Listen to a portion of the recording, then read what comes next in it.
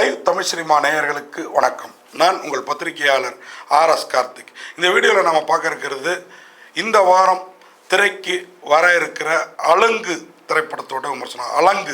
அலங்குன்னா வேற ஒன்றும் இல்லைங்க, நாய். இதே டயத்தில் கூரன் அப்படின்னு சொல்லி எஸ்சிஎஸ்சி நாயை பற்றி ஒரு படம் எடுத்திருக்கிறாரு. அந்த படத்துக்கு மேனகா காந்திலாம் வந்தாங்க, வந்து அந்த ஆடியோ ரிலீஸ் ப்ரீ ரிலீஸ் ஈவெண்ட்டுக்கு. இந்த படத்துக்கு, இந்த அலங்கு படத்துக்கு விஜய் இந்த படத்தோட கிம்பிள்ஸை வெளியிட்டிருக்கிறாரு, பாராட்டியிருக்கிறார் இந்த படக்குழுவை. ரஜினிகாந்த் இந்த படத்தோட ட்ரெய்லரை பார்த்து மறண்டு போயிருக்கிறாரு. நாம் படமே பார்த்து மறண்டு போயிருக்கிறோம், அப்படி தான் சொல்லணும். இந்த படத்துக்கு, இந்த படத்தை தயாரித்தது யாருன்னு பார்த்தீங்கன்னா அன்புமணி ராமதாஸோட மகள் சங்கமித்ரா சௌமியா அன்புமணி. அவங்களும் அவரோட இணைந்து ஏற்கனவே செல்ஃபின்னு ஒரு படம் எடுத்தாங்க. அவங்களும் ராமதாஸுக்கு உறவுக்காரங்க தான். அவர் பேர் பார்த்தீங்கன்னா டி சபரிஸ், டிஜி ஃபிலிம் கம்பெனி. இந்த ரெண்டு பேனரும் இணைஞ்சி ஒரு படத்தை தயாரிச்சிருக்குது. டாக்டர் ராமதாஸோட நம்ம ப்ரெஸ் மீட்டில் நம்ம ஆட்களை பற்றி உங்களுக்கு தெரியும்ல, பேத்தி வந்திருக்கீங்களா, ஐயா வந்து சினிமா எதிர்ப்பார் அப்படின்லாம் கேள்வி கேட்டாங்க. எனக்கு அதிலெல்லாம் உடன்பாடு கிடையாது. ஐயாவோட கொள்கை அது, ஐயாவோட பேத்தி கொள்கையும் அதுவாக இருக்கணும்னு நீங்கள் எப்படியா முடிவு பண்ணுறீங்க அப்படின்ற அளவுக்கு தோணுச்சு. உண்மையாகவே ஒரு அருமையான படத்தை கொடுத்துருக்குறாங்க.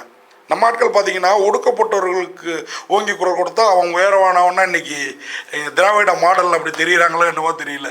உண்மையாக பாட்டாளி மக்கள் கட்சின்னு பேரை வச்சு பாட்டாளிகளுக்காகவே கட்சி நடத்திட்டு வர்றாரு டாக்டர் ராமதாஸ்.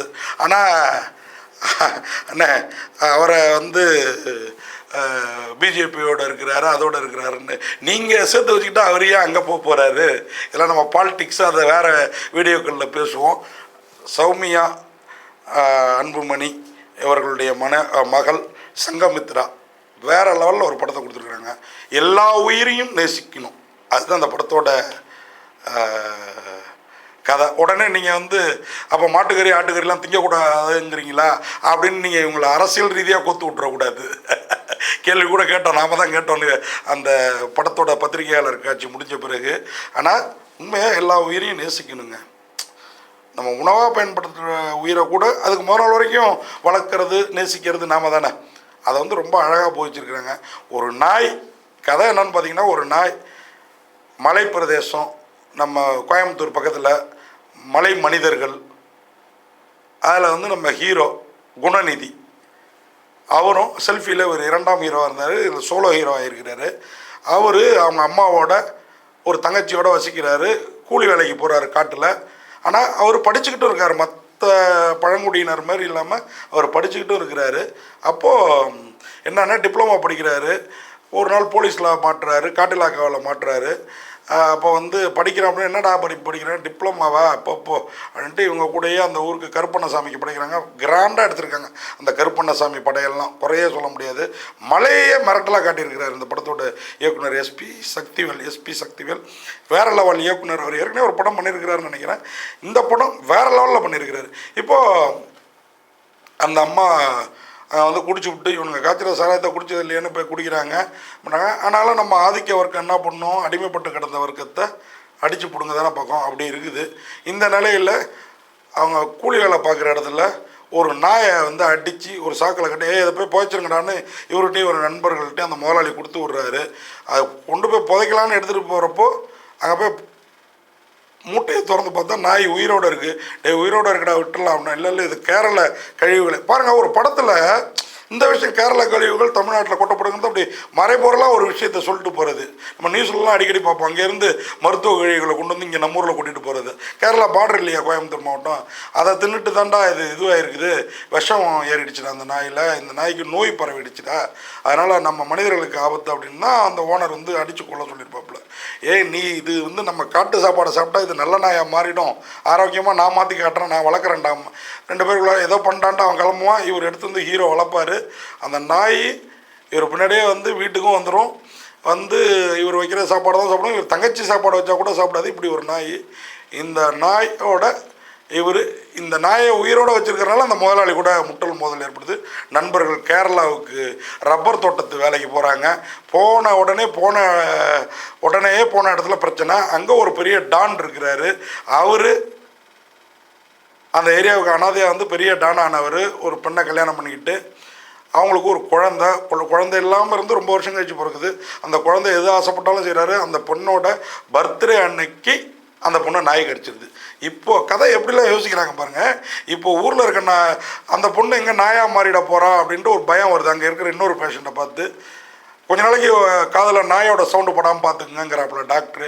இவன் அவ்வளோ சிவியர்லாம் இல்லை அப்படின்னு சொல்லி கட் பண்ணால் அந்த வில்லாம் தன் கையாளுக்கு ஏரியாவில் ஒரு நாய் இருக்கக்கூடாது, அடித்து கொள்றா அப்படிங்கிறாரு அவர். அந்த ஊர் நகரமன்ற தலைவரும் கேட்பார், இல்லை அடிச்சு ஒன்று கழுத்தை வெட்டி கொள்கிறான், அவன் சும்மா கொள்ள யார் நாயை பிடிச்சிட்டு வந்து கழுத்தை வெட்டி கொடுத்தாலோ இல்லை நாயை பிடிச்சிட்டு வந்தாலோ 2000 ரூபா ஒரு தலைக்கு 2000 நாய் தலைக்கு பரிசு அப்படின்னு நினைக்கிறாப்புல. இப்போ அந்த கும்பல்கிட்ட இவங்க நாய் மாட்டிக்குது. அதை காவந்து பண்ண ஹீரோ போகிறாரு. அவங்க ஏற்கனவே தமிழனையும் தமிழ்நாட்டிலேருந்து, அதாவது தமிழ்நாட்டிலேருந்து வேலைக்கு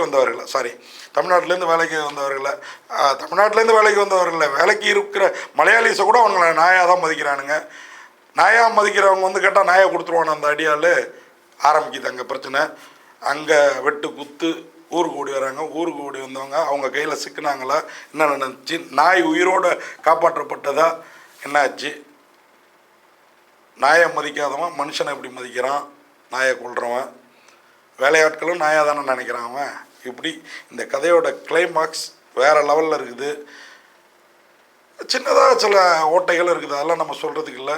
இந்த நாய் இன்ட்ரோவில் வரைக்கும் பயங்கர இம்பார்ட்டன்ட் நாய்க்கு இருக்குது. இன்ட்ரோலுக்கு அப்புறம் அந்த இம்பார்ட்டன்ட் கொஞ்சம் குறைஞ்சதா. நாயை காபந்து பண்ண ஹீரோவை அந்த நாய் எங்கேயாவது காவந்தம் பண்ணுற மாதிரி ஒரு சீன் இருந்திருந்தா இந்த அலங்கு இன்னும் பேரழகாக இருந்திருக்கும். இப்போ இந்த அலங்கு அழகாக இருக்குது, இன்னும் பேரழகாக இருந்திருக்கும். ஆனாலும் இந்த படத்தை ரசிக்கலாம், வேறொரு கோணத்தில் வந்திருக்கிற இந்த படத்தை ரசிக்கலாம். டிஜி ஃபிலிம் கம்பெனி சபரிஷ் ஆகட்டும், மேக்னாஸ் ப்ரொடக்ஷன்ஸ் சங்கமித்ரா சௌமியா அன்புமணி ஆகட்டும், 2 பேருக்கும் இந்த படம் கண்டிப்பாக வெற்றி படமாக அமையணும். ஆனால் 12 படங்களோடு வந்திருக்கிறது தான் நமக்கு பக்குன்னு இருக்குது. எஸ்பி சக்திவேலோட இயக்கம், இந்த படத்தில் குணநிதியோட நடிப்பு, அவரை மாதிரியே நடிகர் சம்பன் வினோத், அவர் தான் இந்த ஊரில் பெரிய தாதா கேரளாவில், அவரோட கையாளா சரத்தப்பாணி, இது எல்லாத்துக்கும் மேலே இந்த குணநிதிக்கு ஹெல்ப் பண்ணுற மாமன். அவர் வந்து மலையை விட்டு ஏன்னா மிதித்து இவங்க அப்பா செத்து போயிடுறாரு, குணநிதியோட அப்பா அந்த கேரக்டரில், அந்த அம்மாவோட புருஷன். அதனால் அவர் கீழே இறங்கி வந்து வசிக்கிறாரு. ஆனால் மச்சானுக்கு ஒன்று அக்கா பையனுக்கு ஒன்றுனா ஓடி வர்றாரு. காளிவங்கட்டோட நடிப்புலாம் இந்த வில்லன் கோஷ்டிகிட்டேருந்து இவங்களை கவர்ந்து பண்ண ஒரு அந்த காட்டில் படுற பாடு இருக்குது பாருங்கள், வேறு லெவலில். காளிவங்கட்டில் அப்படி அசத்தி இருக்கிறப்பல வாழ்த்துக்கள். காளிவங்கட் மாதிரி நடிகர்கள், ஸ்ரீராக்கா இந்த அம்மா கேரக்டர் மாதிரி நடிகர்கள், சரத்தப்பானை இந்த வில்லன் ஒரு கையை இருந்த பிறகு அவன் எப்படி ஆக்ரோஷமாக இருக்கான். சம்பன் வினோத் மாதிரி நடிகர், சம்பன் வினோத்துக்கு மனைவியாக கொற்றவை பயங்கர எழுத்தாளர், கொஞ்சம் புரட்சியாளர், அந்த மணியும் அருமையாக நடிச்சிருக்கிறாங்க. இப்படி எல்லோருமே சிறப்பாக பண்ணியிருக்கிறாங்க. இந்த படத்துக்கு ஒளிப்பதிவு பாண்டிகுமாரோட ஒளிப்பதிவு, அஜீஸ் அசோக்கோட மியூசிக், ஷியாம் லோகேஷோட படத்தொகுப்பு எல்லாமே சிறப்பாக இருக்குது. அலங்கு அழகாக இருக்குது. நான் சொன்ன அந்த சின்ன சீனும் இருந்திருந்தால் பேரழகாக இருந்திருக்கும். ஆனாலும் நாம் வந்து பார்க்கலாம், ரசிக்கலாம். அந்த காட்டுக்குள்ளாரே நம்மளை அழைச்சிட்டு போன மாதிரி படம் எடுத்திருக்காரு பாருங்கள் இந்த படத்தோட இயக்குனர் எஸ்பி சக்திவேல். அதெல்லாம் பாராட்டணும். குணநிதியோட நடிப்பை பாராட்டணும். இந்த படத்துக்கு பத்திரிகையாளர் RS கார்த்திகேயன் ஆகிய நான் 10க்கு 8 மதிப்பெண் கொடுத்து விடைபெறுறேன். நன்றி, வணக்கம்.